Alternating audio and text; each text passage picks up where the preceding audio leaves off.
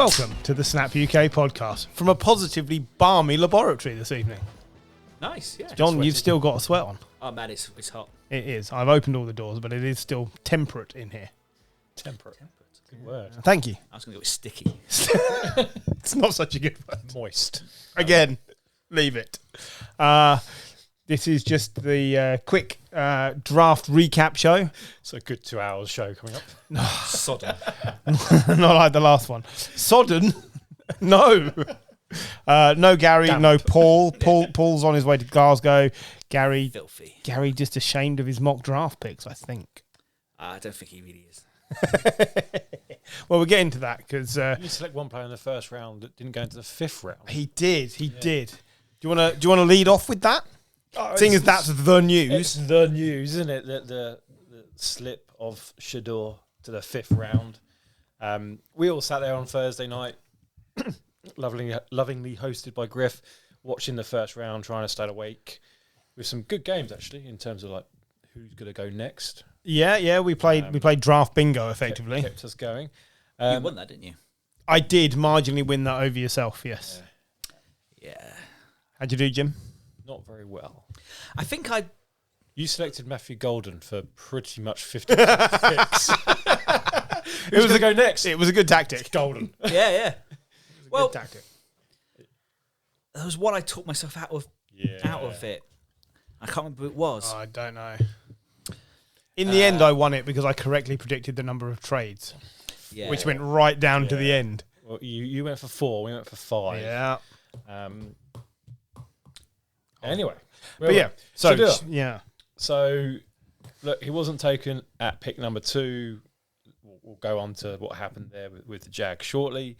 After that, not taken by the Giants. I don't think anyone really expected him to, given some of the rumours that came out around his meeting with Dable. He got past the Saints, and it's like, okay, now it's looking dodgy. And then the Steelers pick comes up. I think this is the last one where, realistically, in the natural order of the draft, that's where people expect him to go. And the Steelers did a very Steelers thing and selected a defensive tackle. And then the drama of the night, New York Giants trading back into the first. John sitting there looking anguishedly. Me, as it happened, only able to point to the screen and go, something's changed. We were quite tired by the time. Why are the Giants there? And then the Giants select Jackson Dart. And we all know at this point, Shedeur's not going in the first round. Yeah. Which I don't think it was that big a shock. He was never a first round talent. His talent was never good enough. And I think this is... It's the extra that you pay for a quarterback that Yeah. brings players into the first round. Yeah.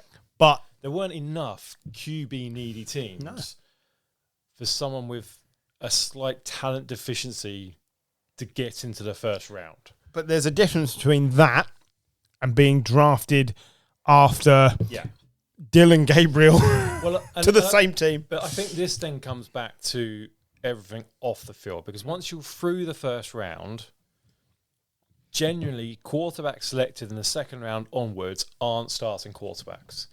Yes, there are quarterbacks who have been drafted later who have gone on to become starting quarterbacks. Few. But usually, Only a few. Only a few. And usually it's because the starter has got an injury and they filled in. So Dak taking over from Romo, Brady taking over from Drew Bledsoe, Wilson taking over from Matt Flynn, Purdy taking over from Garoppolo and Trey Lance. Like, all those are examples of Cousins taking over from RG3. Yeah, no one expects any of those to start. And once a quarterback slips out of the first round, they're a backup quarterback. And then you've got everything that goes on behind the scenes with Shedeur in terms of everything he talks about, his attitude, all the social media stuff, all the general kind of hyped up media stuff, not necessarily his fault, but realistically because of his personality and because of who his dad is and the drama that his dad has kind of driven up. What's going to happen is there's going to be people every time that starting quarterback has a bad game. Where's Shedeur? Are you going to start Shedeur? Is Shedeur starting the next game? Can we see Shedeur for a few snaps? That then gets into the fans, and that then puts pressure on the head coach and the GM, and they don't want that shit. Yeah. Right? no matter who he is, they don't want all that pressure. So, yeah, Dylan Gabriel goes before him. Will Howard goes before him. Tyler Shuck goes before him. Jalen Milroe goes before him. Because they don't bring the same magnifying glass to the backup quarterback that Shedeur Sanders brings. That's why he slipped. I don't think he helped himself through the whole process. There is more than one rumour, multiple rumours that his preparation for the interviews, how he conducted himself in team interviews wasn't great. That absolutely does not help. When you compare that against some of the rumours that come out about Jalen Milroe's interview, where he was asked, what are your weaknesses? And he's kind of listed off, well, I'm bad at this, and this. He then gets asked, are you not worried about opening up about this? And he says, well, no, because that would be an insult to you, because that would show you I don't respect you watching tape, and I've never played a down of NFL. I'm not the perfect quarterback.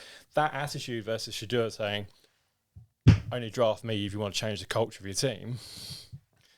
I know who I'd go for as a manager if I was given those two interview candidates. So that's what I think. I don't think it's, we've seen loads in the media about it. They're conspiracy theories. They're trying to get a Dion. They're trying to get a college people about kind of NIL and money. They're all that. I think that's all bullshit.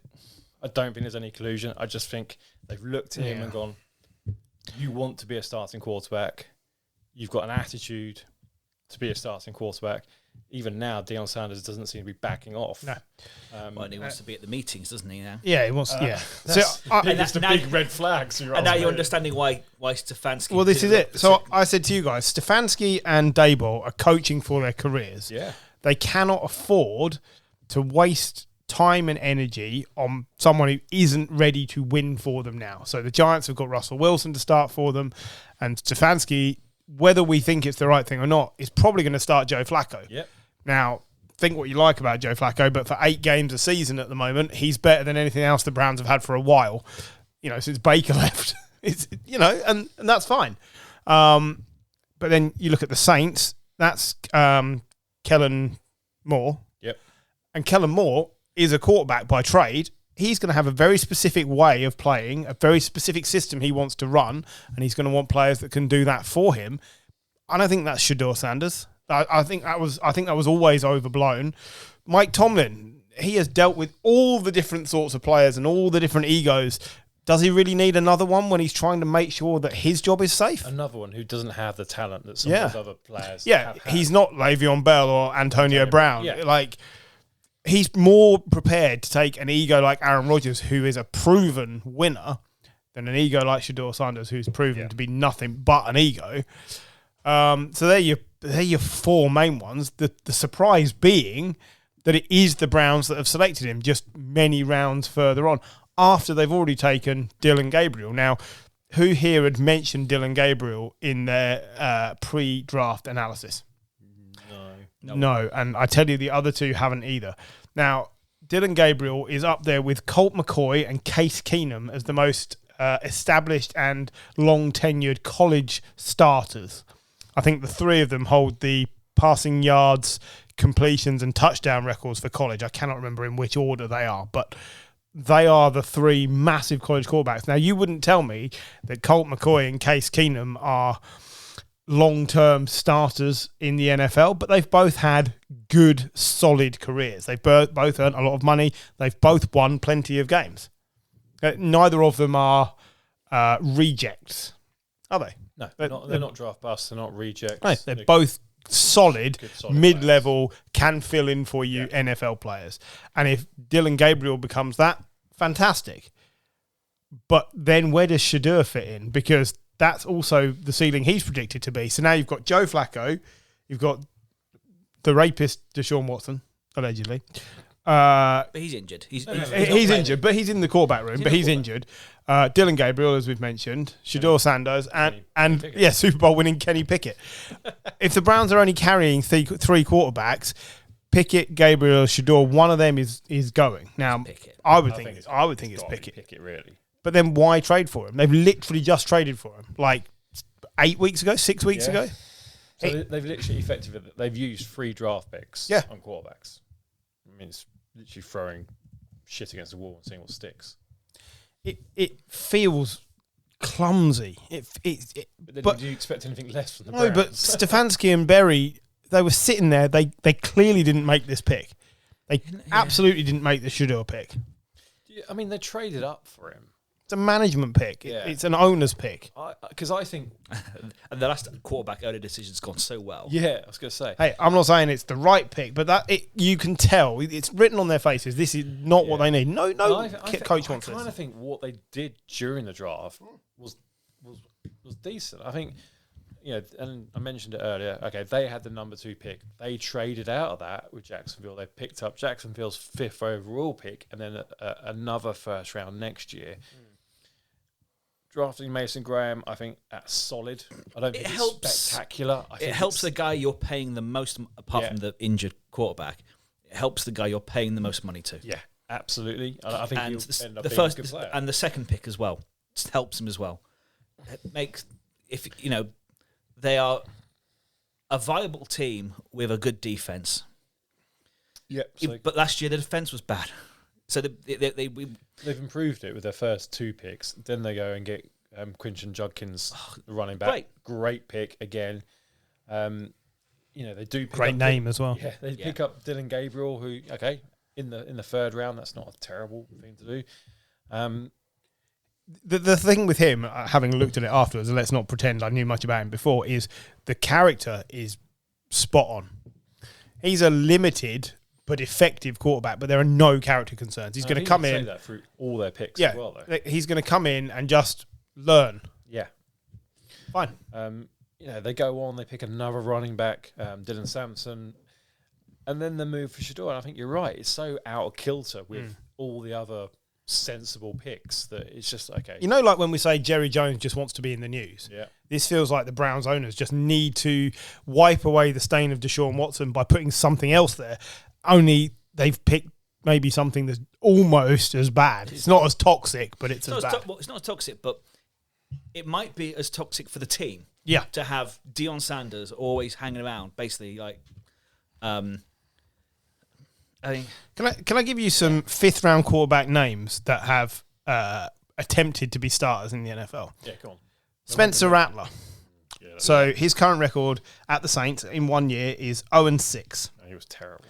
4 touchdowns, 5 interceptions. Sam Howell. Now, Sam Howell started for a season. Got traded. Got traded. Yes. He's still in the league. Vikings? Yes. Yep. He's 5-13 as a starter, 22 touchdowns, 23 picks. Okay, he was on a bad Commanders. Terrible team. Mike White. Remember Mike White, the Dallas Cowboy quarterback? Went to the Jets. He's 2-5 as a starter, 9-13 TDs to INTs. Here's our favourite. Nathan Peterman, 5th round quarterback, 1-4, 4 touchdowns, 13 interceptions, most of them in that first start. I can't believe he's got one for them. Was he 5? It was 5 in one half, wasn't it? 5 in one half. Yeah. Oh man, he was terrible. Brett Hundley at Green Bay, 3-6 as a starter. Here's one that you would say has a career, even if it's not glorified. Josh Johnson. Remember him? Team, isn't he is still in the league. Yeah. At 38 years old, he's on his 75th different team. Here's the thing. He's 1-8 as a starter. 15 years, 9 starts. But he's a character guy. Troy Smith of the Baltimore Ravens went 4-4 as a starter. And here's another favourite of mine, Dan Orlovsky, Mr. running out the back of the end zone. 2-10 as a starter. Yeah, but he made a great media career out of running out the back of Enzo. Yeah. So there's not a lot of hyped players. The one we highlighted is Josh Johnson. He's had 9 career starts. And won one game. He's got more teams than starts. Yeah. Oh, God, yeah. I love his Wikipedia page is just fantastic. He moves around like 3 teams a season. If he plays another 5 years, immediately he'll be 43 by then. His career history will be more than the page. Because if we can get some trades in, that's he can. Anyone going to show Josh Johnson? He's currently backing up Jaden Daniels. Yeah, he's at the Commanders. It's fucking nuts. I love it because it's a character guy. That's what you want in the room. That's your number 3 quarterback. And the best quarterback the Giants have had in the last 8 years. Oh, it might be true. Oh, you had Travon, did you not? I like Travon. Was he not on your team for a little while? Last year. Yeah. But still, I see your point. Please put it away.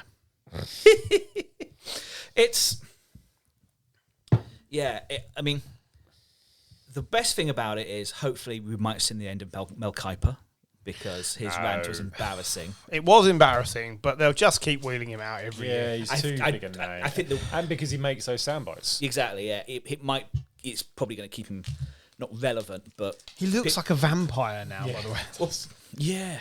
And also Phil Yates, who he does the podcast with, is slowly morphing into him. Yeah. Very similar hairstyles. Because, he's... Mel Kiper is one of the most overrated, overblown characters to do the NFL. What's his famous quote from about 15 years ago? If Jimmy Clausen isn't a starting NFL quarterback, then I don't know what is the best thing Jimmy Clausen did in the NFL. I don't know. Jimmy Clausen won 2 games for the Panthers so that they could, or 1 game, I think, so they could draft Cam Newton. That was it. So went to the Ravens, flamed out. Jimmy Clausen was a really bad player. Mel Kiper nailed his colours to the mast with that. And he does it every 2 or 3 years. He picks one, and this year it was Shedeur, and he's basically saying, this is disgraceful. But no one had a first-round grade on him. We talked ourselves into it, but really the talent isn't there. I think this is where we always have to remember the difference between the media and scouts in the media to an extent, and scouts who are in that room with GMs, in the interview room, really grinding tape, finding players that fit with their team. I think there's loads of examples in the first round and beyond where teams have taken players and they've gone, all right, it feels like a reach. It feels like a reach based on the media assessment of that player. Nothing else. Like there is no consensus top 150 that we even last week when we did the mock draft, we looked at the ESPN one, and I'm picking players who have got a differential of like 70. It's like, but Daniel Jeremiah has him at 52. Yeah. It's opinion based. The problem with Shedeur is if his dad wasn't Deion Sanders, he would just be Cardale Jones. Yes. Who started 2 career NFL games as a backup and ended up playing in the XFL. It's just a name. Yeah.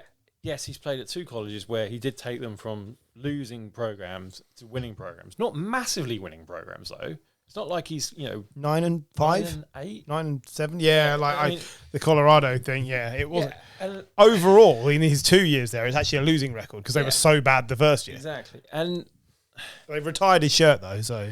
God, that's the biggest joke, isn't it? Retiring shirts as a whole, I'm totally against. I find it fucking especially useless. College. At college, yeah, but I think, when you hang your podcast headphones up, we're retiring your shirt on this show. We're just going to keep an empty chair. Good.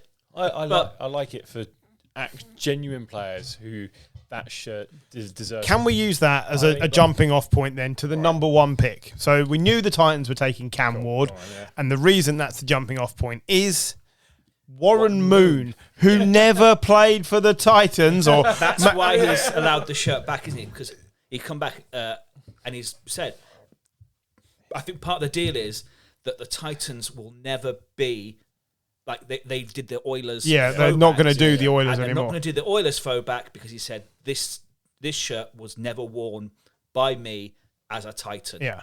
I think they were the Tennessee Oilers in his last year. I don't think they were the Titans.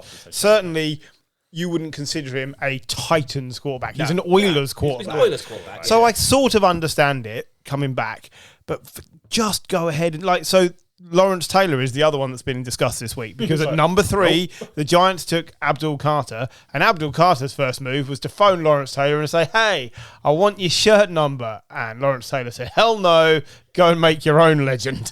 I like that. I love that as a response.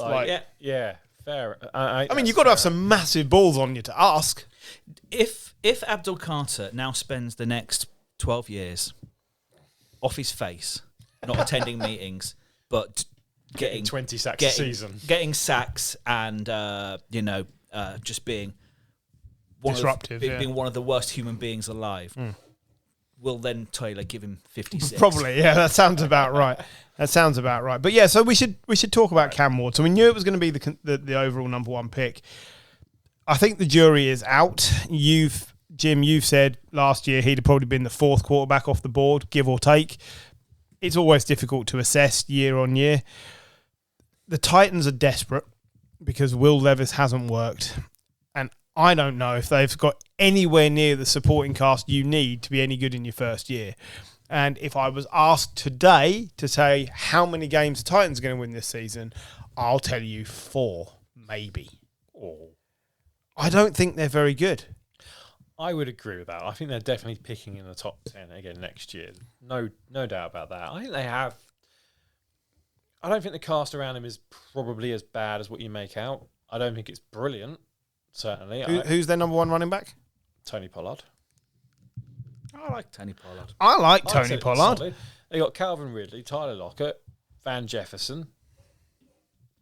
I think that's a lot of number twos. One of the problems was they weren't totally awful last year at points, and then Levis would just throw the game away. Absolutely. Yeah, I think their offensive line's good. Yeah, no, I hope so, because the division needs competition. The Texans, let's be honest, they weren't that good last year. They were okay, but they weren't as good as they were the year before. No. And yet, I think all the hype that we had around CJ Stroud going into last year dissipated when he got sacked 50-odd times. The division is there for the taking. The Jags and the line's got worse. Yeah, the Jags are never very good. The Texans' line is worse. And the Colts, well, it's Anthony Richardson or Daniel Jones. Like, if the Titans don't finish above the Colts this season, that's a problem. Yeah. Because the Colts should be the worst team in that division now. Yes and no. I think if you're taking a rookie quarterback and you're starting to build around him, I think it buys Brian Callahan probably another year. Absolutely. And another draft and another off season to see what he can get out of him next year. I kind of hope he starts off slowly rather than the CJ Stroud massive first year and then completely bomb second year. I'd rather him have almost like the Peyton Manning shit first year, throw shit ton of interceptions and gradually. How bad is this division? Ward's decent. It's really bad. I don't know enough about Cam Ward. I've seen the tape. Sure, yeah, he looks good, but I think one of the knocks on Cam Ward, which I think is completely unfair, is that because again this comes down to media, they've labelled the draft class as a weak quarterback class. And last year, it was an amazing quarterback class. So saying he's fourth last year, fourth best quarterback is pretty decent. Okay, we've not seen... Bo Nix? Yeah. May, Daniels, Nix, probably the third one. But, they're 4 behind those 3, I think, is decent. So I think he'll be good. I think, they'll build around him. Not necessarily saying the Titans are going to have a good season. They probably won't. Like I said, they're probably picking top 10, if not top 5 next year. But they continue to build around him, and if they do it properly, then he could have a good career. At college, he was clutch. Yeah. Which, a lot of college quarterbacks aren't, and he has that ability to do something special outside of the, what the coaches have arranged for him. He like a sort of budget Mahomes. I'll be rooting for him. I want him to be good. I quite like the Gunnar Helm thing as well. I like Gunnar Helm. He's a tight end. Good shout. It's a good shout. Yeah, I want him to be good. I want competition in that division, but it, at the moment, feels like the Texans and then 3 other teams that might turn up once in a blue moon, and that is bad news.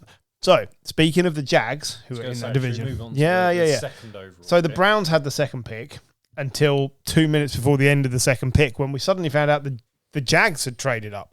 Browns move back to number 5 and get a first rounder next year.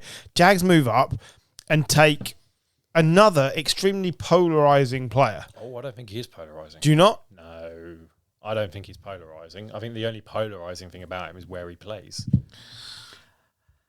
Do you think a player who claims to be this transcendent can really be as good as the hype? No. So that's why he's polarizing. I think he's overhyped. Yeah. I don't think he can possibly play both offense and defense at the NFL level. I think that's a ludicrous suggestion. Effectively, that's playing 4,000 snaps a season. 34 games effectively. Yeah. And I genuinely don't think that's possible. Well, let me phrase it another way then, that sums up my concern. If he had gone to Kyle Shanahan, one of the Harbors, et al., Matt LaFleur, Sean McVay, I'd be thinking this is going to be something. Yes. He's gone to Liam Cohen. Now, Liam Cohen's a very good offensive coordinator, but one of the least inspiring head coaching picks I have seen in a long time on a team with a history of ruining players. Trevor Lawrence. That's fair. And that concerns me. Yeah, that's definite concern. And I made the mistake of thinking Urban Meyer would be decent. You guys correctly prompted me. Correctly. Do you remember when we were right about that, John? We don't get much right. Do you remember how right we were? Yeah, I mean, you were very in a scale of times that you've been right. That was the best. That was the best. You called it spot on. So I'm not going to say anything about Liam Cohen other than yes, he was a good offensive coordinator. He won't be that bad. He's just not inspiring. He won't be that bad. He can't possibly be that bad, even if he can't pronounce Duval. I like the coach, but the setup doesn't feel right. Not that I think he'd necessarily been better off at the Browns. Hunter feels like the ultimate just we just throw shit and hope it sticks. I kind of feel like on the Jags though, I feel like that's a bit of a luxury pick. Oh, definitely. Very much so. I think they could have done with a whole lot more. And also, I will say, if you're going to, they've effectively paid 2 first-round picks for him. Players who have got that type of players who have cost that type of draft collateral. We're talking like Julio Jones. That's kind of, it's pretty rare that teams give up a first-round pick to move up to the draft to draft a wide receiver. In fact, Julio Jones is the last one that I can remember that actually happening. Sammy Watkins as well, maybe. The Bills give a first-round pick to Browns. Yeah, I think they did. So, that's one example where it's worked and another example where it really didn't. Is he that good? I don't know. No, and that's the problem. We don't know, but it's a lot to give up. I like it on paper with Trevor Lawrence, Brian Thomas, and Travis Hunter as wide receiver. I like that. But imagine how good Brian Thomas would have been with a good quarterback. That's the problem. Trevor Lawrence has done nothing to prove it. The quarterback, I do worry about Lawrence, but as a wide receiver, his stature is very similar to Devontae Smith. He's a smaller receiver. Yeah, sure. Is Devontae Smith? He's a first round pick, and he's. Is he worth another? Is he worth 2 first round picks? No.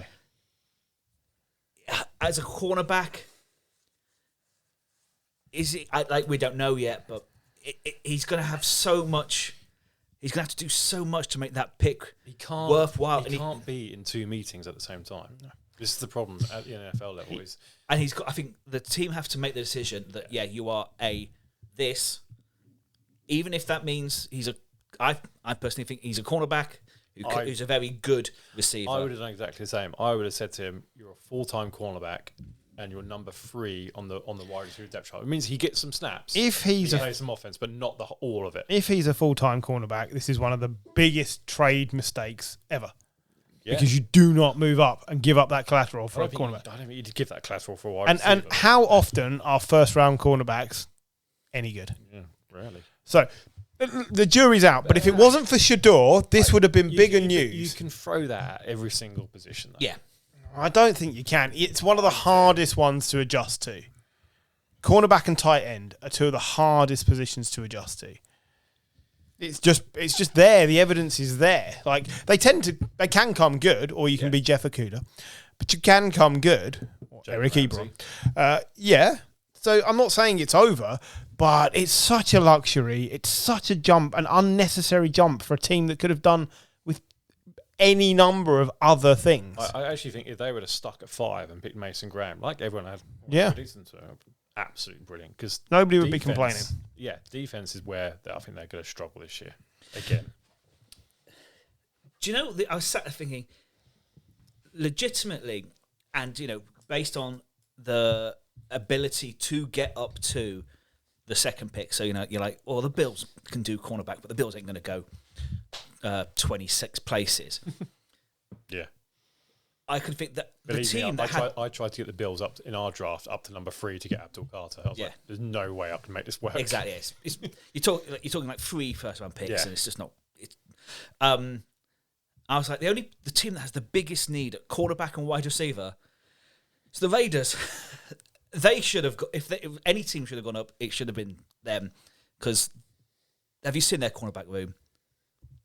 They've released their best one, and he was shit. Jack Jones. It's terrible singer as well. Not a fan. But yeah, like it is a luxury pick and fine. But I don't think they're there. I just don't like think it. it. So And I'm prepared to be proven wrong. I hope I am, because if he hits, he's going to be one of the most exciting stories for the next few years. Is he more likely to be Corey Davis or Calvin Johnson? Calvin Johnson was taken number 3. Corey Davis was taken number 4. Which one of those two, as a wide receiver, is he more likely to be? The answer is Corey Davis. Yeah. He had the odd good game, and he's no longer in the league. It's just true. He's not likely to be Megatron, is he? It's possible. I don't think he'll be Megatron. But, Megatron's a freak. But you move up for a Megatron, you don't move up for a Corey Davis. Okay, that's what I'm saying. Moving on from that. So, at number 3, the Giants. Yeah. They stood their ground. They took the right player. They made John a happy boy. Abdul Carter. Yeah. Your pass rush is now much improved. Our pass rush exists. If it's functioning, is potentially quite scary. What's happening with Thibodeau? Leaving? Definitely leaving? He's got another year. So he got his 5th year option. Don't think they're just going to sign and trade? Possibly. I think there's a feeling that him and Carter might move, because they can both be linebackers, stand linebackers off the ball as well. Because of Thibodeau's size, he could also move him into a more internal role. But you were pleased with the Giants draft, though. I'm pleased mostly with the Giants draft. I thought the Giants draft was it's been underrated and really good. One or two places bemoan the Jackson Dart because you moved up, but I actually quite like it. You need a quarterback. What you paid to move up versus what Atlanta paid to move up. Yeah, I thought was brilliant. Like in third hindsight, you've moved up to get your first round quarterback. Okay, there are question marks over him, but yeah, he can sit behind Wilson for a year. Brilliant, and as you've got the 5th year option on him. You know, ignoring Shedeur, I think he probably was the second best quarterback in the draft, and you've not. I don't think you've overpaid for that. Eight positions and a 3rd rounder, like fine. We probably could have stayed and got Jackson Dart, but because we're in the first round, we get that 5th year option. If that's who you like, it's the right thing to do. He can now sit for at least a year behind Russell, Jameis, or both. I think both. If he sees the field for you this season, there's a problem. Yeah. That's the only caveat. If he has to see the field, you are sunk. Yeah.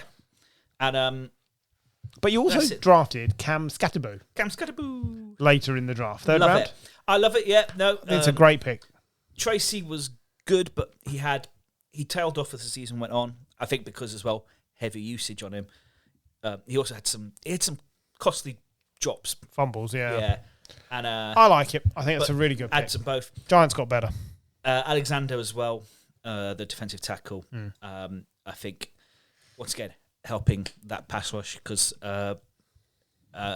basically his comp was Leonard Williams, and when it was Leonard Williams and Sexy Dexy, Sexy was very, very scary. But helps him because otherwise it can be a bit now easy to deal with. We don't need to go through every single player all the way, but we will stop at number 4 just so that I can gloat, because I think on paper the Patriots may have come away with the best draft out of everyone, and that is a big trumpet. And we still have plenty of holes, but you get on talent at least you get the best O lineman. Which you desperately need. Now, you can argue about whether the arm length is an issue or not, but Johnny's managing in life. It's not a disability, does not get a blue badge. He's also not trying to block players like Abdul. But did you see the thing about Vrabel went to his college and said to him, if I was attacking you and you were defending Drake May, what would you do? and lunged at him, so Will Campbell pancaked him into the floor. And apparently there is footage, and Vrabel has threatened to kill anyone who releases it because Will Campbell was like, sorry, but basically just flattened. You remember? Well, you weren't there, but when Duncan flattened you, Jim, all those years ago, apparently literally just blocked him into the floor. There's a really good article on a similar vein. There's a really good article in The Athletic with the interview with Bruce Arians, and he's talking about when he met Andrew Luck. He said that for one of the first times he went, he was part of the Colts coaching team at that point. And they went out, they ran a few plays, and they went into the classroom and said, draw this play up on the board. And Andrew Luck started to draw the play up. And Bruce Arians turned around and said, that's not what I told you to do. Andrew Luck turned around and said, yes, it was. And disagreed with Bruce Arians. And Arians like, yeah, I'm just trying to fuck with you. I wanted to see if you kind of stand by. Yeah. And it sounds like a similar thing. It's like Will Campbell's like, bang, I'm there. Instinct. Yeah, it was instinct and offensive. And that's the thing. Yeah. It is instinct. I'm really pleased. Again, you never know, but I think that was great. Travion Henderson. Yeah. Now, people have said, well, you've just extended Ramondre Stevenson. Best blocking running back in the draft, I think. It's fantastic for Drake May in both blocking and offensive terms because his pass catching is better than Ramondre Stevenson as well. And that the Patriots have always been best, especially under McDaniels, who's back, don't forget, operating 3 running backs. You used to have Dion Lewis, Rex Burkhead, and then one other. It was LeGarrette Blount or whoever the heavyweight was. Yeah. And you rotate them around and you use them like wide receivers. Henderson can do that. Equally, he can block. Ramondre Stevenson has been really good, but he's just really good. He's not a transcendent running back. Henderson will probably supersede him. Yeah. I think it's a really solid pick. Even going down the draft as well. Kyle Williams, the next one, speedster, wide receiver. I think that's a good pick. One of the few people to blow past the aforementioned Travis Hunter. Absolutely. Jared Wilson, the centre. He's a day one starter, isn't he? He is a day one starter. So we signed Garrett Bowles, didn't we, to play centre? You can move him as a guard. Well, one of them will play as a guard, but also it means there's plenty of time to learn. You haven't got to be a day one starter. Getting depth on that line is key, and they just kept going with it. I like what the Patriots have done, both from a talent wise, but also from player character wise as well. Yeah. They've gone out to find, Vrabel is one of these coaches where you can tell what a Vrabel type player is. Yeah, they're Vrabel players. Yeah, absolutely. Yeah, and he's gone out and got Vrabel players, and I love that for the Patriots. It is exactly what this team needs. I think that's sometimes what it's about, creating the culture and absolutely. No one is saying we're suddenly loads better, but if I sat here right now and told you I think the Patriots can win 9 games and be above 500, you'd start saying, "Hey, they're in that conversation." Last year that was not a thing, and the year before it definitely wasn't a thing. You can see where that would be based on, especially where the Jets are. I think the Jets have improved through the draft. I think they've had an okay draft, not as disastrous as previous years. I don't think the Dolphins have had a good draft, and I think their cornerback room, if Ramsey does go, which they're in trouble, looks likely, I think you can pass. And I'm not sure Tyreek Hill's happy. No, exactly. He's just there. So let's say that's maybe 2-3 wins in the year. Yeah, I think so. I don't mind the Dolphins draft, but the thing with the Dolphins is they don't have enough picks because they have so many holes. But like their first few picks are just really mean players, and I think that's sort of what they need to be. They need to, but they just don't have enough. So I think the Patriots, have overtaken them. The group behind the Bills now is much, much closer. Yes, I would say now Pats and Dolphins are on a level, which they weren't before, and then the Jets are not miles behind. They're just behind. I like what Justin Fields has been in the last year. He's probably not going to drag that team to a shed load of wins. I also think the offensive line he's now playing behind, because they obviously picked up Armand and Boo, the tackle. Mm-hmm. I remember, Yeah, they got the tackle they had last year. They're a decent interior offensive line. I think it's probably the best offensive line Justin Fields played with. Yeah. And he's got receivers as well. And they brought in Mason Taylor. I love Mason Taylor. Yeah. Jason Taylor's son, by the way. I think this is probably, if I forgot his name. If Fields can't make this work, then all right, Fields is a backup QB. But this is his last chance. If you compare Cam Ward to, it's always when I was trying to describe him to someone earlier. I just kept referring to Justin Fields because Justin Fields has a very similar. Cam Ward can escape the pressure like Justin Fields can. Justin Fields is anything but clutch, though. But that's it. Cam Ward will then do something really sensible when he's avoided it, whereas Justin Fields will then just chuck it to someone else or, that lacks me. So, yeah, Jim, in my head. Jim mentioned Ahmed Member at 7 to the Jets. Solid pick. Let's not skip over what the Raiders did. The Raiders took probably the number 1 or number 2 graded player consensus in the draft and massively improved their running back stable with Ashton Genty in his diamond-encrusted Crocs, which I now think he should be forced to play in. Yeah. Now, I love it. I think that was very un-Raiders to stand their ground and wait to see which best player dropped into their lap. I think they got it spot on. This is a different Raiders team, I think. Yeah. I like also the pickup of Jack Betch, the wide receiver. I really like. I think he'll be a sneaky good fantasy player in advance. He said that you don't just draft me, you draft my brother as well, because his brother passed away and he but I don't think the brother's going to get many catches. That's all I'm saying. Does that mean Jack Beck counts as 2 points for PPR? Yeah, absolutely. But yeah, I love the Genty pick. I think Then we get to number 8, and this is where I think someone whiffed, because Tet McMillan's a good player. I like Tet. Tet McMillan's a good player, but it is not what the Cardinals should be doing. I like it. No. I like it. Because they've got a quarterback who doesn't need... He's not good enough to find these players. It's another luxury pick. I don't like it at all. I don't think it's as luxury as the Jaguars pick. Yeah, and I think I think this is a good pick. They got a solid... Is Xavier Legette a number 1 receiver? No, but he's also a very different player to Tet McMillan. He is. I think Tet McMillan's got the talent, he's got the stature to be a number 1 wide receiver. Yeah. I think that's what Bryce Young needs. He needs tall players so he can see them over the offensive line. That helps. Yeah. No, I like Scouten and Princely. I can't be. I'm not going to pretend. I'm not going to pretend to pronounce that, but Uman Milian. They're nasty defenders. That's sort of what they need, But with regards to McMillan, the Panthers have just signed Hunter Renfrow, right? Who we should say has been out for a year with ulcerative colitis, dropped to 150 pounds, was very poorly, is back. Is Tet McMillan going to be better than Hunter Renfrow? Yes. Is he? Yes.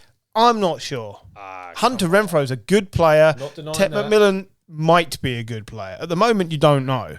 And I don't know. It feels like the Panthers have got plenty of... also 6 inches taller than him. Yeah, he's 6'5". He wins those 50-50. Sure. Hunter Renfrow's 5'10". I love Hunter Renfrow. I think he's great. But if he's had a year out... The Panthers have just got so many needs. On one side, McMillan on the other side, and Hunter Renfrow playing in the slot. I think that's a good base... base of wide receivers. What do you think about the O-line for the Panthers? O-line's decent. They brought in some players on the free agency. O-line was never the problem. Cornerbacks. Right. Yeah, they know that, but they're slowly having to build it because of the whiffs of previous. They got away with it because it turns out Bryce Young is quite good, but I just think they chose to fill the wrong holes. You've still got JC Horn there as well. I think they the most overword cornerback in the game. Yeah. I think it's been purposeful. Last year, the whole thing was about we need to make sure that we have the guy, and they got Legette and they got other players to help. That they built the line this year. Yeah, they've got Tet McMillan, but yeah, they then went and got 2 defensive ends, a running back, a safety, and a defensive tackle. I don't mind that. They're coming from such a low base that there aren't enough picks for them to have a truly transcendent draft. But I don't mind Tet McMillan. People were very, very up and down on where he goes, but I didn't have him as the number 1 receiver. Daniel Jeremiah was very much basically this guy he doesn't go past 12. He is not going past the Cowboys. So all right, he seems to know his shit. I like it. Moving along, Saints at 9, Kelvin Banks Jr. tackle. Fine. Yeah, great. how that team is going to look. It's not sexy, but it's... No, and I'm down with that, but I don't think there's anything you can do to really help this team this year. It's not about this year. You build in the trenches and you start building a team ready for a quarterback to come in. Colston Loveland at 10 to the Bears. I really like this. Can we talk about the Bears overall? Yeah, go for it. Just because I think they've probably had the most exciting off-season so far in the whole league. Like, think about Ben Johnson comes in. He's like, I equate him to Kyle Shanahan when Kyle Shanahan kind of left the Falcons and came to the 49ers. I think he's that exciting as a head coach. They massively improved the offensive line through trades and acquisition. And then in the draft, they're going to get Colston Loveland, the clone of Sam Laporta, which Ben Johnson had so much success with in Detroit. And in the second round, they're going to get Luther Bird in the third, who's going to be a brilliant slot receiver, bigger type slot receiver than perhaps kind of likes of Hunter Renfrew. But then when you got DJ Moore and you got Roma Dunze, like for me, remember when Aaron Rodgers went to the Jets first off, and when everyone was like, "Oh my God, the Jets are going to be amazing," and there's going to be all that hype. I think it's going to be that level of hype for Chicago. I think it really is. And then puts me in mind, we were saying of the AFC South being pretty terrible. This NFC North is loaded. Yeah. Whoever doesn't make the playoffs can consider themselves unlucky. The only negative that I can think of the Bears at the moment is they're in the wrong division. Strongest division. And then, do you know what? A lot of it comes down to, is JJ McCarthy going to be any good for the Vikings? Yes, absolutely. Can I also just say that Ruben Hippolyte II is the great name. The greatest player drafted. Ruben Hippolyte II. Sounds like an 1850s industrialist. How do you feel with your John Farrow there? That's rubbish, isn't it? We can change the name to John Hippolyte if you like. Yeah. Can I be John Hippolyte III? The Dolphins have got a cornerback called Storm Duck. Yes. Storm Duck, absolutely. Not in this draft, just like... Yeah, they just have. They have. Jim, we get to the Niners at 11. Yeah. Michael Williams. Your draft. I like your draft, yeah. I think it's what... You haven't been able to do this for a few years because, of course, you whiffed so badly on Lance. Yep. But basically, it's a team just going out there going, I'm sick of being run on. Yes, there is that. The first few picks, it's all about stopping the run game. Yep. And then in the fifth round, I think you've got an absolute steal there in Jordan James. Oh, really? Yeah, I really like him. I don't know much about him, I'll be honest with you. I do agree they've gone out to very much stop the run. I like the fact... Do you know what probably the best thing about the draft from the 49ers point of view was Jed York's tweets? I didn't see this. Basically, after every tweet, it's like, yep, Salah's back. Salah's still here. Oh, we're about to pick a quarterback. Salah came back into the room. Yeah, but look, there was a talent deficiency on the defensive side of the ball. We all knew there's a lot of people leaving the 49ers. We all knew that. I think they've now added back the talent back into the defensive side of the ball. Robert Saleh will get the most out of them. I think my one biggest worry with this draft class is defensive line. Like Trent Williams isn't any younger. I don't think we've got a good right tackle. We've got a very average centre. You can coach the hell out of them, but I don't think there's enough talent on the offensive line side of things. Shanahan will get what he needs to out of the wide receivers and the running backs and Purdy, but offensive line and that's kind of where I thought they would draft in the first round. I thought they would also do that, but then when it happened, the more the picks kept coming in, I was like, "Ooh, that's really." It's not interesting to, I kind of think they could have an exciting defense again. I think that's great. You've backed Robert Saleh. It's like I said with getting Josh McDaniels and Mike Vrabel in at the Patriots. You've got a known quantity come back in, and Kyle Shanahan has said, "Hey, this is yours. I'll cope with what I've got for now. I'll have next year. Yeah. You go." Yeah. And I think it's brilliant. I think I agree with John. I think you're right back in with these picks. I think you're absolutely there again, especially in not many people have to deal with having to play Los Angeles twice a year. I also think it's built to deal with the Eagles as well and their running game. Exactly. Yeah, it's. I think it's sneaky quite a good draft. It's they're not perfect. I'll take that. Let's talk about a team that maybe didn't have such a good draft. The Cowboys. I can't put my I don't finger on hate it. I can't put my finger on what the Cowboys are trying to achieve. That's the problem. Like, what is it they're building? They value guards quite highly. Yeah. Sure, that's okay. They lost a Pro Bowl, probably Hall of Fame guard. Rumour has it they were trying to trade back. They couldn't, so they took the best player they could. But that's just the first round. So Tyler Booker, fine. Yeah. Fine. Edge rusher. Donovan, not going to try to pronounce that. No, you are. Izuaku. Thank you. Throwing your voice. Excellent stuff. I like the pickup of Jaden Blue at running back. Yeah, a bit of blue for the lads. See, they desperately needed a running back. I think that they waited too long, but they didn't have the picks. They probably did wait too long, and they could have got one in the third round. They took a cornerback and said, I think they probably should have gone running back there. I absolutely think they should have. Yeah. But Jaden Blue has been a solid running back for Texas. I think a bit of power. I think the way the Cowboys build their team is if they've got good offensive guard, that interior offensive line, if it's strong enough, it doesn't actually matter who your running back is because they'll just create holes and they'll just run through it. I don't know about that. I think after the Zeke and Pollard loss, it has shown that it does matter who your running back is, unless you're Kyle Shanahan. I think it does. Talent does matter, and the Cowboys haven't got it right. Yeah, I'm with you. But to your point, I don't think this is going to be a good year for Dallas. No, I don't either. Who's it? Who's the head coach? Schottenheimer. Marty Schottenheimer? None No. of this draft helps. Brian Schottenheimer. Fucking Marty Schottenheimer's like 90. None of this draft really helps Dak Prescott that much. And he's coming back off an injury. Yes, all right, he's shown with the offensive line, so maybe he won't get sacked. But who's he throwing to outside of CD Lamb? Oh, no one. Yeah. The defense.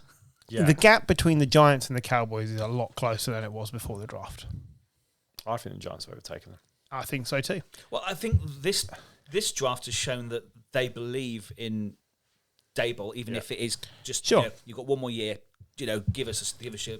But if you were asked to assess, this is not a Brian Schottenheimer. We believe in you. This is we've got to pick some players. We assessed the AFC East a few minutes ago and said, well, it's like this. If you look at the NFC East, it's Eagles, Commanders, Giants, Cowboys. Yeah, it's quite. Yeah, I think. I don't even think that's contentious. When we come to our predictions, I think we'll all. I don't think that's at all contentious. I don't think the Cowboys did anything to help themselves out. I worry about the Commanders because they got Connolly, useful. Trey Amos, love that pick. They just don't have enough picks. They lost so many players in free agency. It's going to be a huge effort to get back to where they were last year. They do have the quarterback to do it. Yeah, they have. They've got Debo as well now. They've got Debo. I like Scary Terry is like if you were to power rank wide receivers. What? He might be. Yeah. Oh no, sorry. He might be approaching my top 10. Like he's that good. Is that when you have like 3 Red Bulls first? Yeah. Challenging rank. Speaking of challenging wanks, Tyler Warren at 14. That's some glorious hair he's got. He looks a bit like you, John. It's a shame where he's gone, but. To the Colts. I mean, look, they needed a tight end. They needed help. Pass catcher. Yeah. I still don't believe in Michael Pitts as a number 1 wide receiver. Everyone seems to think he's brilliant, but really? No, I don't. I don't like any of their wide receivers. No, exactly. Yeah, they've got no studs. I mean, it doesn't matter because you got Anthony Richardson and Daniel Jones as quarterbacks, so they're not. Well, their number 1 receiver is going to be the quarterback, isn't it? Yeah, literally. Yeah, quite probably.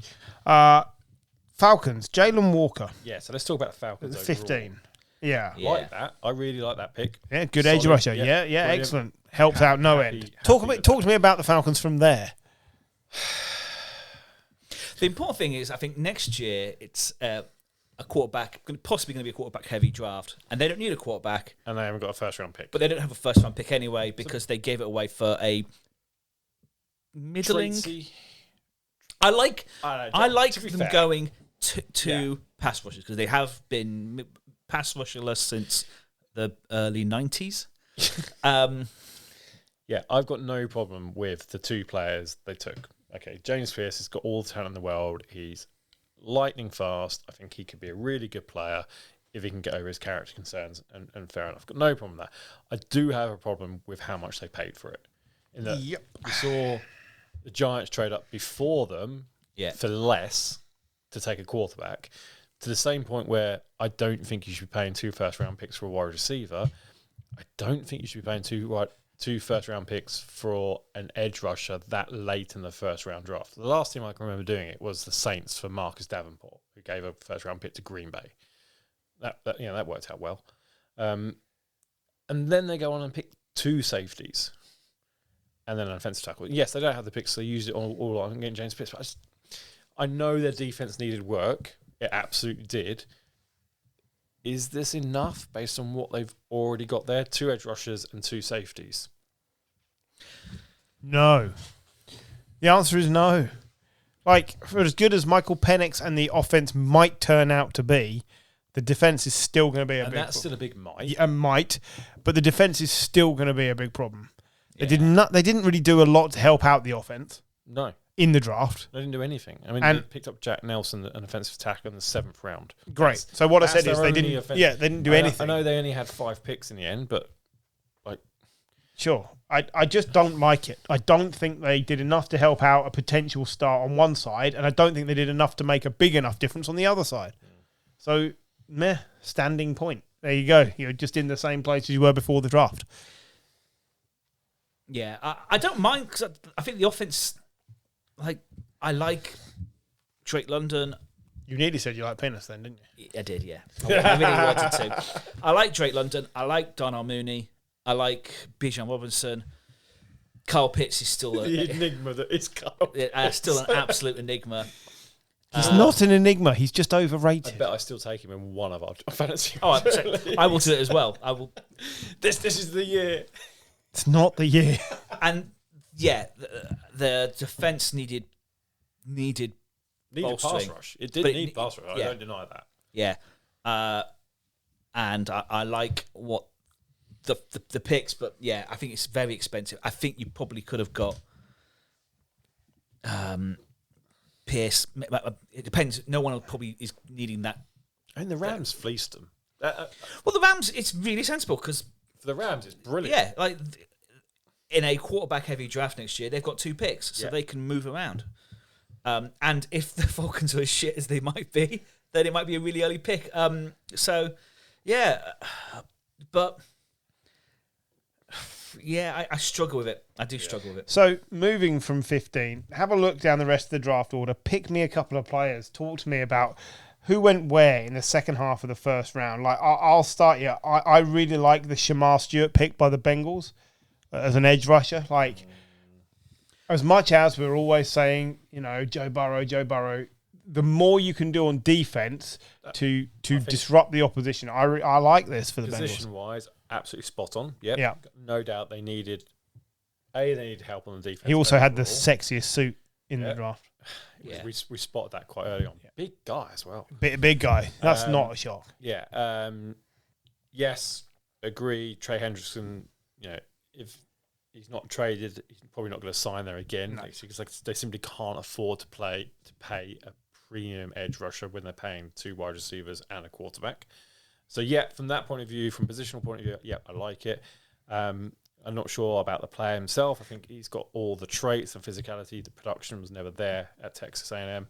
So that's my only kind of concern. But I also like the fact that they went and got a linebacker. That helps. They then got an offensive guard. Again, that helps. Just I'm doubtful of the players. I like what they did position-wise. Don't think they're maybe the right players. Probably not surprised. I really like Matthew Golden. Yeah.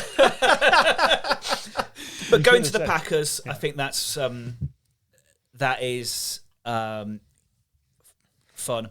And as well, just when I talk about the Packers, them picking Baron Sorrell, who... I like that. Yeah. I didn't realise, because I thought he was in the Green Room, but he had he wasn't invited, he just turned up. And when the Green Bay picked him, they didn't realise he was just there. Yeah. So, one of the strangest stories. Yeah, Roger Goodell came out and did the drop and did the pick as well. I thought that was quite a nice touch. But that's... I thought that was one of the funner aspects of it. We should, before you tell me, Jim, we should just credit Goodell for he just takes the booze. Yeah, he does plays to it. I think he does. But I really like the way he approaches this. I think he gives a lot of gravitas to what is essentially just an over-dramatized production. Yeah. But I can't dislike what he does. Like, I don't think the NFL fans do. I think originally, yes, they used to hate the commissioner. Now I think it's pantomime. It's like Vince McMahon. People love it. People booed him, but they loved the character. Yeah, absolutely. And I think Roger Goodell plays into it. And fair play. Look, he has made the NFL a shit ton of money. He has turned the draft into an event in New York, which was more viewing figures than the NBA used to get in the playoffs. I mean, there were more people at the NFL draft than there were the Pope's funeral. Yeah, well, more people than there are in Green Bay. Yeah, in Green Bay itself, yeah. 200,000 people about that, yeah. You're like, great. This will come as no surprise, but the Baltimore Ravens had an amazing draft again.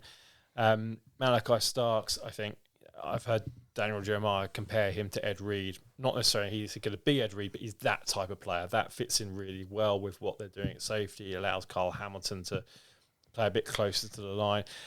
And then they go and pick up Mike Green, the edge player, in the second round, which I think is absolutely awesome. I mean, and we talked about culture fits. Yes, he's got character issues, but do you trust any other franchise? Well, his character issues also are a culture fit, aren't they? Yeah, exactly. He can trade lawyer picks with Justin Tucker. But Tucker might be gone because they drafted. They also drafted the kicker. Look, they realised that is going to be an issue, so they took a kicker. But the right thing to do. Did you see the Patriots released Joe Cardona, who was the last member of the Patriots to win the Super Bowl with the team? Oh, I didn't know. They drafted a long snapper. Oh, I did see that. Yeah. And they have released or informed Joe Cardona he will be released. That is an end of an era. I really like the Cardinals picking up Will Johnson in the second round, number 47 overall. Yes. This is a first-round talent who, due to injury concerns and his failure to want to show up at the combine. Again, another one I don't think handled the draft process very well. Absolutely. And it hurt sure. But great. Flip side is he's got the talent to get away with it. Absolutely. I think this is the thing. And I think he can go in and be a day one starter at the Cardinals. I really do. Yeah. I think he's that good. If the knee is okay, I was gonna say, if he's fit, absolutely no reason. I really like it. I really like another AFC North team, Pittsburgh. Yeah. So they didn't take a quarterback until sixth round. Will Howard from Ohio State. Yeah, whatever. It's not about quarterback in Pittsburgh. It's about the defensive line. And they go and get Derek Harmon, the defensive tackle, and they go and pick up edge rusher Jack Sawyer in the fourth round, which I think is incredible value. They get another defensive tackle in Yaha Black. They, in the playoffs, they gave up 299 yards to the Ravens. Daniel Jeremiah interviewed Mike Tomlin on day 3 and was like, when did you start thinking about that? Mike Tomlin said, before I got in the shower after that game. Like, this is what they know. They have to stuff the Ravens. Yeah, that's how they win the AFC North, stop the Ravens running, and that's what they're going to do. They'll figure it out a quarterback because invariably they do. Fucking Mason Rudolph, man. Yeah. Well, there's still work to be done in quarterback. We know that. I like the Caleb Johnson pickup as well. I think early fantasy pickups. I think Caleb Johnson might be one. Is there a back that is more suited to Steelers football? Exactly. Yeah. Caleb Johnson. Yeah, no, he's a proper bruiser. Yeah. So looking forward to him. I liked Jalen Milroe to the Seahawks at 92. I like all the Seahawks. Yeah, the Seahawks did well, but I like this one specifically.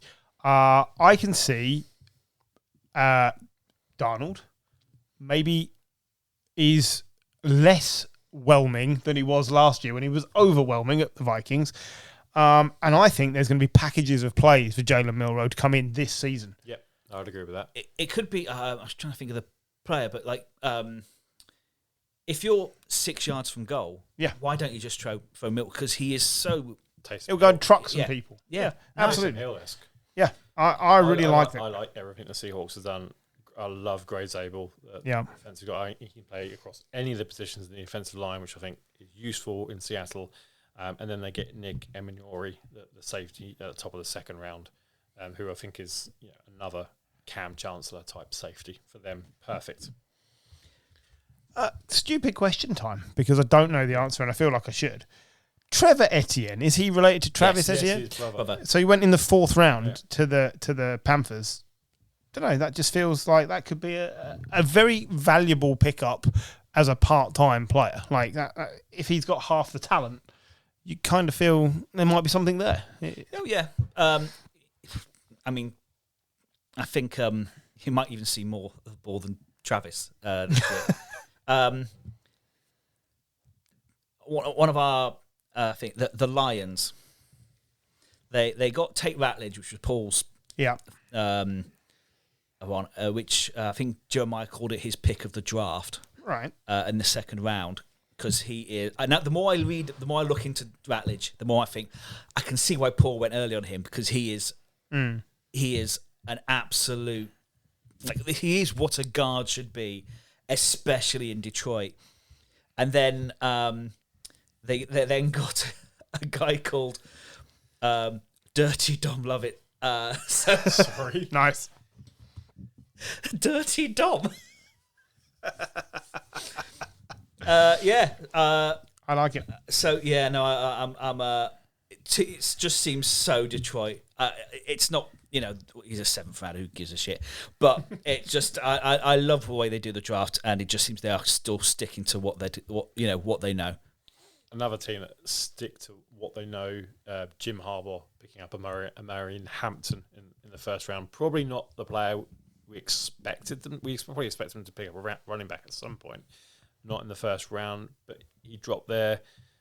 They picked him up. Him and Najee Harris. That is a physical combination of running backs. That is Jim Harbaugh football. Yeah. Brilliant. Love I it. didn't realize just how big Marion Hampton is. Yeah. Like, all right, his muscles have muscles. That picture I sent you guys. Okay, Yeah. there's perspective issue, but he's big. You sharing Pictures of men with muscles. Yeah. Yes. Oh, fine. I sent them to you as well. I didn't open them. I don't need that in my day. I did think, if you're a quarterback who's drafted, but you're drafted after kickers are taken, what does that tell you about your potential career as a quarterback in the NFL? Just saying. Yeah.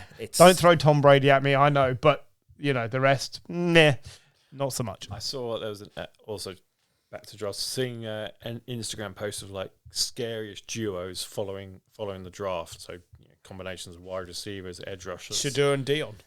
Yeah. But cornerbacks, Pat Surtain and now Jahdae Barron at the Broncos. The no-fly zone. Yeah, potentially. I do first year cornerbacks, but I mean, he might get picked on. What a great place to be learning, though. But yeah, it's fine. Anything else from the draft that you want to throw at me before we move ahead and allow that to sit and settle? No, I don't think I've covered most things. Yeah, everything we need to. I think so. So elsewhere in the NFL this week, George Kittle signs a new 4-year deal with the Niners. And the best paid tight end in the league. Great, and he's going to be really good for 10 games for you this season and probably never play again.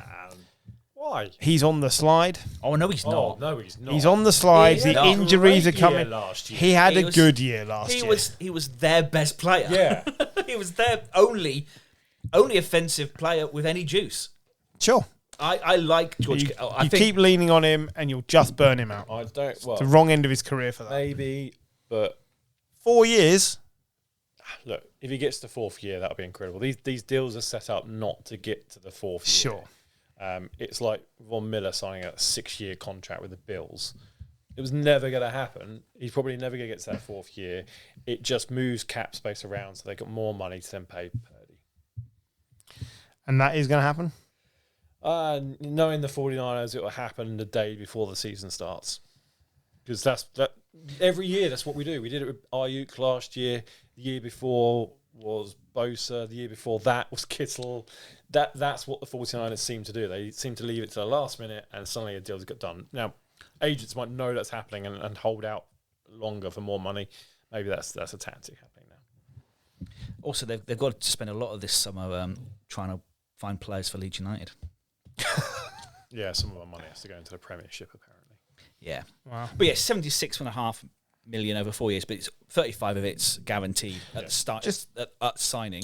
Don't get me wrong, right? He was brilliant, but the team there's so many holes. This isn't the right place to spend the money on a guy who is going to slide. Okay, so I think the biggest difference from George Kittle, probably from other tight ends in the league, is his usefulness in the running game compared to other tight ends. Sure. And that's where he gets more value.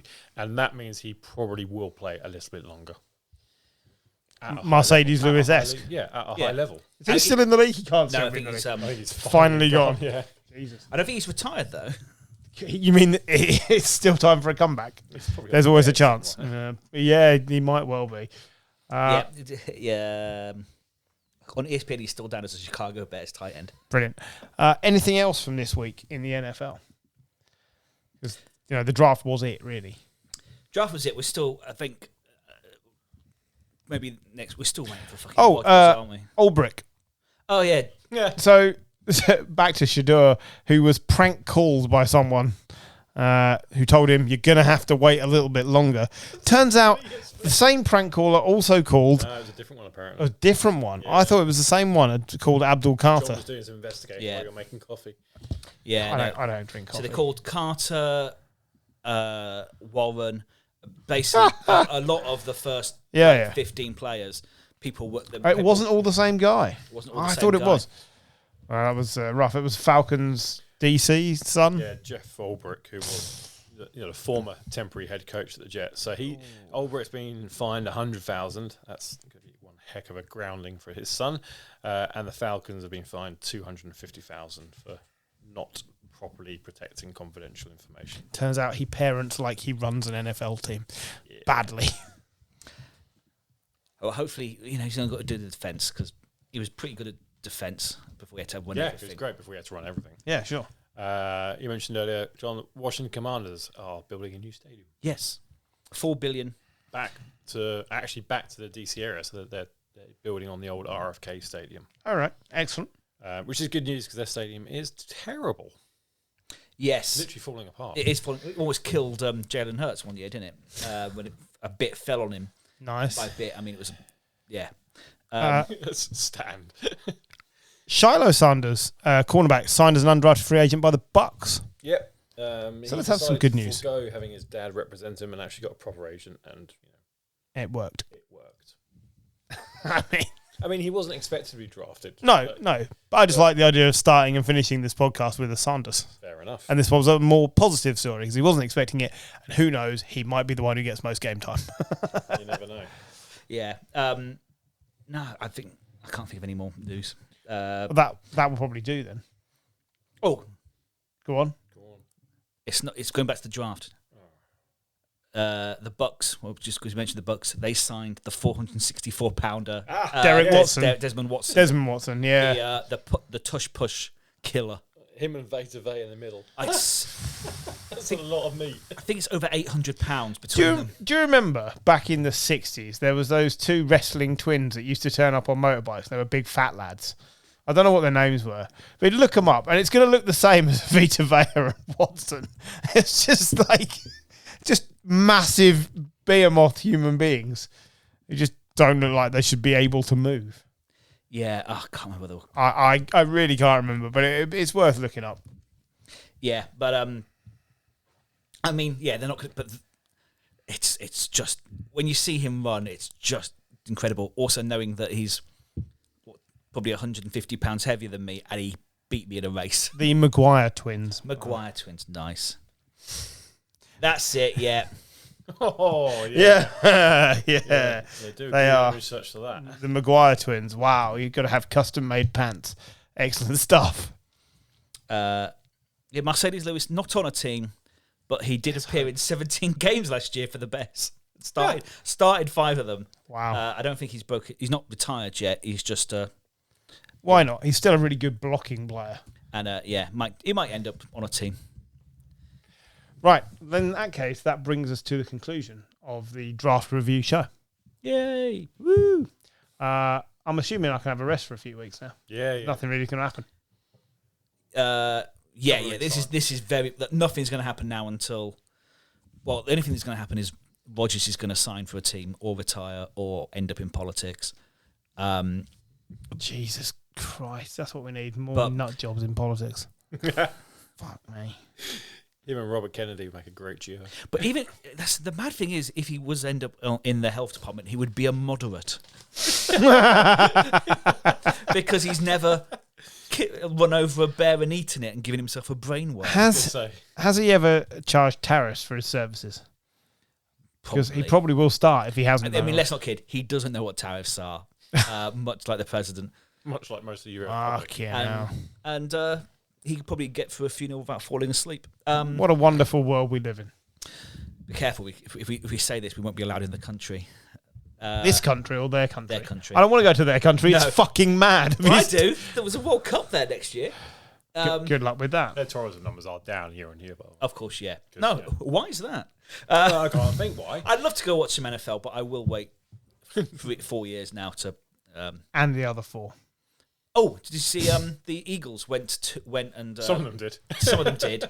But Saquon, as well as being a turncoat bastard, who left... You let him go. Who left us to go and win the Super Bowl or something, went golfing with Trump and then got a plane ride on Air Force One with him and apparently had a great time. And that's why he's a turncoat bastard. Nice. He's not endeared himself to a lot of people. No. He has pointed out he did the same with Barack Obama. But, doesn't matter. He you know who Trump is. Just don't do it. Yeah. It was a good... I mean, I think about 50% of the Eagles players didn't go to the White House, including Jalen Hurts. Did you see the interview? Conflict. They were like, someone asked him, I think, on a red carpet thing, are you going to the White House? And he just went, as he walked off. So yeah. You get more sense out of Mickey at Disneyland anyway. Just go there. Yeah. Fuck me. But yeah, now we're gonna have a few weeks off, aren't we? Hooray! Yeah. Yeah. We're gonna eat some chicken, talk just bullshit. So the same as being here, but not record it. Yeah. Literally what I've done tonight. Yes. In which case, thank you and good night.